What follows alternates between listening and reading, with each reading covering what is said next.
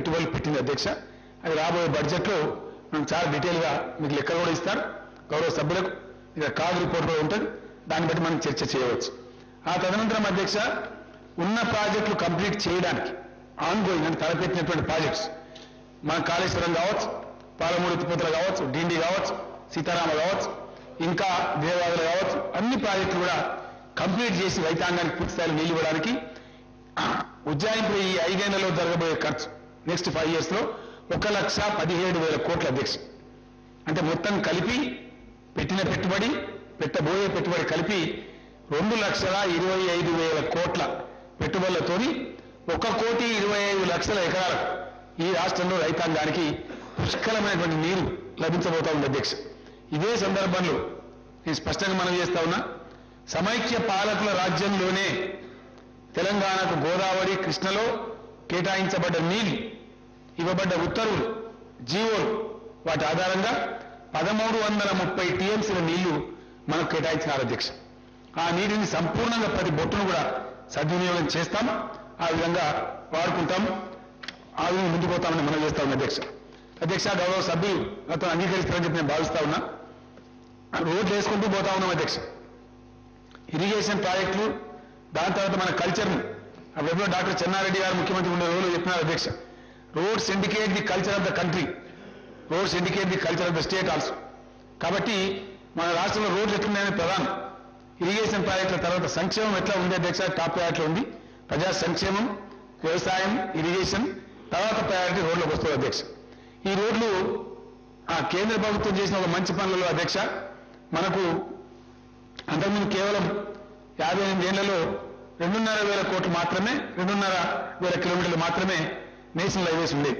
వాళ్ళకి చెప్పినాం మేము నేషనల్ యావరేజ్ కంటే తక్కున్నాం, చాలా రాష్ట్రాల కంటే తక్కున్నామని చెప్తే ఆ ఒక్క విషయంలో మాత్రం ఒక 3,000 కిలోమీటర్లు మన నేషనల్ హైవేస్ శాంక్షన్ చేసినారు, గుర్తింపించినారు. ఆ ఒక్క విషయంలో కేంద్రం మనకు సహకరించింది. తప్పకుండా మంచి చెడ్డ అధ్యక్ష. మనకి ఇప్పుడు 5,500 పైచీలకు నేషనల్ హైవేస్ మనకు ఉన్నాయి రాష్ట్రంలో.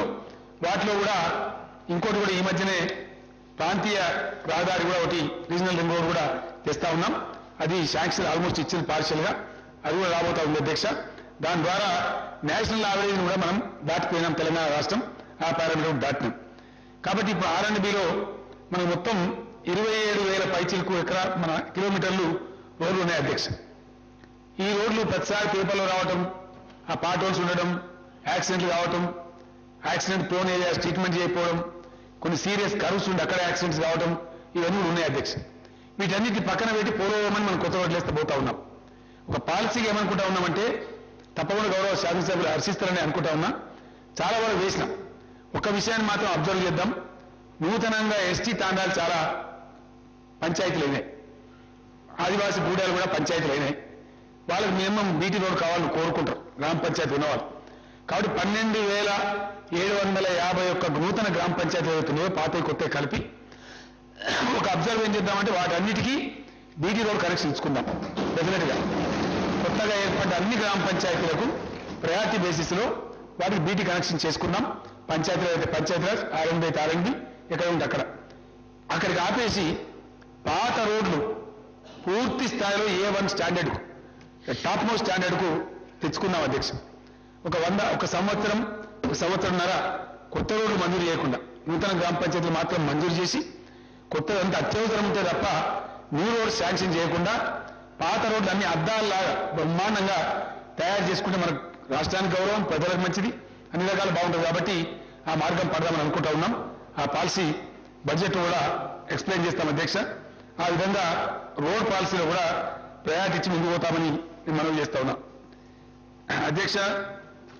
సంక్షేమం విషయంలో వెంకటరామనాయుడు గారు ప్రస్తావించినారు. ఎప్పుడు ఇస్తారు? 2016 మేము ఎన్నికల మేనిఫెస్టోలో చెప్పినాం, ఎన్నికల సభలలో చెప్పినాం. అన్ని బెనిఫిట్స్ మేము ప్రకటించిన నిరుద్యోగ వృత్తి కావచ్చు, ఈ వృద్ధాప్య పెన్షన్లు కావచ్చు, ఒంటరి మహిళల పెన్షన్లు కావచ్చు, బీడీ కార్మికులకి వృత్తి పెంచడం కావచ్చు, ఎవ్రీథింగ్, వికలాంగులు కావచ్చు, అన్ని కూడా నెక్స్ట్ ఫైనాన్షియల్ ఇయర్ నుంచి చేస్తామని చెప్పినాం అధ్యక్ష. డెఫినెట్గా వచ్చే ఆర్థిక సంవత్సరం ముందు నుంచి ఎన్నికల సభలో కూడా చెప్పినా ఆ విషయం ఇక్కడ కూడా చెప్తా ఉన్నా అధ్యక్ష. వాటన్నిటిని కూడా ఏదైతే మేము పెంచుతామని చెప్పినామో తప్పకుండా అన్నింటినీ పెంచే పెన్షన్లు, పెంచే వృత్తి అన్నీ కూడా వచ్చే బడ్జెట్ తర్వాత ఆర్థిక సంవత్సరం తర్వాత చేస్తాం. నిరుద్యోగ వృత్తికి మాత్రం కొంచెం టైం పడుతుంది అధ్యక్ష. అట్లీస్ట్ 5-6 months పడుతుంది. ఎందుకంటే అందరు లెక్కలు రావాలి. నిరుద్యోగం అంటే ఎవరు ఒక డిఫైన్ చేయాలి. ఒక గౌరవ శాసనసభ్యులతోని అన్ని పార్టీల శాసనసభ్యులతో పిలిచి ఒక కన్సెన్సస్ డెవలప్ చేసి ఎవరు నిరుద్యోగులు ఎట్లా గుర్తించాలా, క్రైటీరియా ఏంది, ఎన్ని రాష్ట్రాల్లో నిరుద్యోగ వృత్తి ఉంది, ఇవన్నీ కూడా మనం స్టడీ చేయాలి. ఒకసారి చేసినామంటే ఇంప్లిమెంట్ కావాలి. కాబట్టి చేసే ముందే మళ్ళీ కన్ఫ్యూజన్ లేకుండా అన్ని పార్టీల శాసనసభ్యులను పిలిచి నేనే మాట్లాడి ముందు వివరాలు తెప్పిస్తాం. క్రైటీరియా ఏం పెడదామో నిర్ణయించి ఆ ప్రకారం ముందు పోతాం. దానికి ఒక్కదానికి మటుకు డెఫినెట్గా 4-5 months 5-6 months టైం పడుతుందని కూడా ఈ సందర్భంగా మనం చేస్తా ఉన్నాం అధ్యక్ష. అధ్యక్ష, వీటన్నిటి మించి ఈ పంచాయతీరాజ్ నేను మళ్ళా ఒకసారి గౌరవ శాసనసభ్యులకు మనం చేస్తా ఉన్నా. దయచేసి ఎవరో వచ్చి మనకు ఎవరు సాయం చేయరు, మనకు మనమే సాయం చేసుకోవాలి. ఒక క్లీన్ స్టేటు, గ్రీన్ స్టేట్ తయారు కావాలంటే ఎవరు చేయరు అధ్యక్ష. కాబట్టి ప్రభుత్వం కొంచెం కఠినంగా వ్యవహారం చేసైనా తెచ్చిన చట్టాన్ని చాలా పటిష్టంగా అమలు చేస్తాం. అందులో కొత్త సెక్రటరీలకైతే ప్రొబేషన్ పీరియడ్ కూడా పెట్టినాం. వాళ్ళు సరిగా అనుకున్న టార్గెట్ చేస్తేనే ఆ ఉద్యోగం రెగ్యులర్ అయితే తప్ప వేరే కాదు. కాబట్టి దాన్ని కూడా గట్టి అమలు చేయడంలో గౌరవనీయులైనటువంటి శాసనసభ్యులు పాత్ర వహించాలని కోరుతా ఉన్నా. రైతులకు సంబంధించి చెప్పిన అధ్యక్ష, నేను 100కు 100% భూ రికార్డుల ప్రక్షాళన చేసి ధరణి వెబ్సైట్ను ఫోర్స్లో తీసుకొచ్చి ఈ ఆర్థిక సంవత్సరంలోనే కొత్త వచ్చే ఆర్థిక సంవత్సరంలో డెఫినెట్గా దాన్ని అమలు చేస్తాం. రైతులకు ఎటువంటి బాధ లేకుండా పొద్దుగోకులు ఎంఆర్ఓ చుట్టూ, విఆర్ఓ చుట్టూ, ఆర్ఐ చుట్టూ తిరిగి అవసరం లేకుండా చేస్తామని మనం చేస్తా ఉన్నాం. అది సాధిస్తాం అధ్యక్ష. డెఫినెట్గా ఆ ప్రకారం చేస్తాం. రైతు బంధు కూడా వచ్చే ఆర్థిక సంవత్సరం నుంచి ఖచ్చితంగా పెంచుతామని ప్రామిస్ చేసినాం. 4,000 per acre per crop ఉంటే దాన్ని 5,000 చేస్తా ఉన్నాం. అది కూడా ఇంప్లిమెంట్ చేస్తామని మనం చేస్తా ఉన్నాం అధ్యక్ష. మిషన్ భగీరథ దేశంలో ఎక్కడ లేనటువంటి గొప్ప అపురూపమైన పథకం, చాలా సంతృప్తి ఇస్తున్న పథకం. ప్రజలు కూడా దీన్ని బాగా అప్రిషియేట్ చేశారు అధ్యక్ష. దీని టార్గెట్ మొత్తం ఆవాస ప్రాంతాల అధ్యక్ష, గ్రామాలు కాదు, చిన్న చిన్న తాండాలన్నా గోండుగూడాలన్నా అక్కడ కూడా తీసుకుపోవాలని చెప్పినాం. మొత్తం ఆవాస ప్రాంతాలు రాష్ట్రంలో 23,968 అధ్యక్ష. 23,968 ఆవాసాలని, హ్యాబిటేషన్స్ అంటాం ఇంగ్లీష్లో, ఆవాసాలున్నాయి. మున్సిపాలిటీలు కొత్తవి పాత్ర కలిపి 142 ఉన్నాయి అధ్యక్ష. వీటికి మొత్తాన్ని నీళ్ళు ఇవ్వాలని సంకల్పించినాం. ఇది బాగా ప్రొవిజన్ కూడా 40 years ఫ్యూచర్ పాపులేషన్ గ్రోత్ కూడా పరిగణలోకి తీసుకున్నాం. ఇందులోనే పారిశ్రామిక అవసరాలకు కూడా 10% వాటర్ పెట్టినాం. కాబట్టి ఈ స్కీమ్ ఇంప్లిమెంటేషన్లో ఉంది. ఇది పూర్తి స్థాయి కంప్లీట్ కాబోతా ఉంది. ఈ రోజుకున్న వివరాల ప్రకారం మొత్తం టోటల్ గ్రామాలకు బల్క్ వాటర్ సప్లై జరిగింది అధ్యక్ష. బల్క్ వాటర్ సప్లై నీరు చేరింది అన్ని గ్రామాలకు కూడా. 23,968 విలేజెస్ చేరింది. కానీ అన్ని విలేజ్లు తాగడం లేదు. కారణం ఏంటంటే అక్కడ ట్యాంకులకు ఎక్కియడం, ఆ వర్టికల్ స్ప్లిట్ చేయడం అట్లా కొన్ని జరుగుతూ ఉంది. కొన్ని గ్రామాలు యూజ్ చేస్తూ ఉన్నాయి. 18,612 గ్రామాల్లో నల్లాలు బిగించి మంచినీళ్ళ సరఫరా జరుగుతూ ఉంది అధ్యక్ష. మిగిలిన వాటిలో బల్క్ సరఫరా తీసుకుంటా ఉన్నారు. నేను మొన్న దీన్ని రివ్యూ చేయడం జరిగింది. ఇది 31st March నాటికి 100% పూర్తి చేస్తామని చెప్పి మనం చేస్తా ఉంది అధ్యక్ష. పట్టణాలు కావచ్చు, గ్రామాలు కావచ్చు, బై 31st March ఈ స్కీమ్ కంప్లీట్ అయిపోతుంది. దేశానికే మనం మార్గదర్శకం అవుతాం. దీన్ని బ్రహ్మాండంగా అందరూ కూడా కాపీ చేస్తూ ఉన్నారు. చాలా రాష్ట్రాలు తీసుకొని పోయినాయి. అది మనకు గర్వకారణం చెప్పి మనం చేస్తా ఉన్నాం అధ్యక్ష. సంక్షేమ కార్యక్రమాలు చేస్తాం. గతంలో పట్టించుకునే వాళ్ళని కూడా మనం చేసినాం. సంతృప్తి ఏంటంటే అధ్యక్ష, కళ్యాణ లక్ష్మి ద్వారా పేదలకు మేలు జరగడమే కాదు, ఒక సాంఘిక దురాచారం కూడా అరికట్టబడతా ఉంది. బాల్య వివాహాలు చాలా వరకు నిరోధించగలుగుతా ఉన్నాం. కాబట్టి ఆ విధంగా ముందుకు పోతాం. విద్యా వైద్య రంగాలలో కొన్ని మంచి పద్ధతులు తెచ్చినాం, విజయవంతంగా ముందుకు పోతా ఉన్నాయి. అదే స్ఫూర్తి కొనసాగిస్తాం. రెసిడెన్షియల్ స్కూల్స్ పెంచుకుంటూ పోతాం అధ్యక్ష. రెసిడెన్షియల్ పాఠశాలలు పెట్టడం ఉన్న ఉపాధ్యాయ సంఘాలకు కొందరికి ఇష్టం లేదు. అయినా కూడా మేము ఖచ్చితంగా దాని ప్రాధాన్యత ఇస్తాం. రెసిడెన్షియల్ పాఠశాలలు పెంచుతాం. ఈ ఉన్నత విద్యలో ప్రైవేట్ వ్యక్తుల భాగస్వామ్యం కూడా కొంత చేయాలని పిలుపొస్తా ఉంది. దాన్ని కూడా ప్రైవేట్ విద్యా సంస్థలు ఏ స్థాయి వరకు ఇన్వాల్వ్ చేయవచ్చు. ఎందుకంటే ఫీజు రియంబర్స్మెంట్ ఎట్లా ఇస్తా ఉన్నాం, వాళ్ళు కూడా పరిశ్రమగా పనిచేసే పని అయితే రాష్ట్రంలో ఉన్న ప్రైవేటు విద్యా సంస్థలు కూడా మనం నిర్లక్ష్యం చేసే పరిస్థితి కాదు అధ్యక్ష. ప్రభుత్వానికి సమాంతరంగా వాళ్ళు కూడా పాఠశాలలు కళాశాలలు అనేక విద్యా సంస్థలు నడుపుతా ఉన్నారు. మరి అందులో లక్షలాది మంది నిరుద్యోగులు ఉపాధిలో పొందుతా ఉన్నారు. అక్కడ కూడా క్వాలిఫైడ్ టీచర్నే పెడతా ఉన్నారు.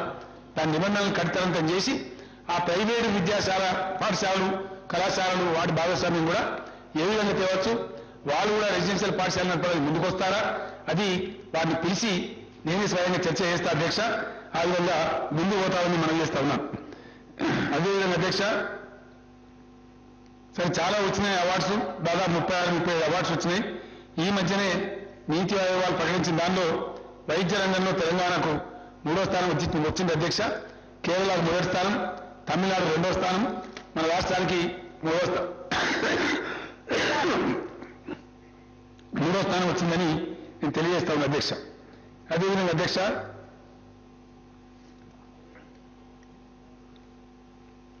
పర్యావరణ పరిరక్షణ కూడా నేను ఇంతకుముందే మనవి చేస్తున్నాను. చాలా ప్రయారిటీ ఐటమ్ ఇది. దీన్ని దయచేసి చాలా మంది నిర్లక్ష్యం చేస్తూ ఉన్నారు. అడవులను నరికివేతను ఆపడంతో పాటు సోషల్ ఫారెస్ట్ని కూడా చాలా పెద్ద ఎత్తున పెంచాలి. దానికోసం ప్రభుత్వం చర్యలు తీసుకుంటా ఉంది. సంవత్సరానికి 1 కోటి మొక్కలు చొప్పున ఈ సోషల్ ఫారెస్ట్ నాటాలని చెప్పి కూడా నిర్ణయం తీసుకున్నాం.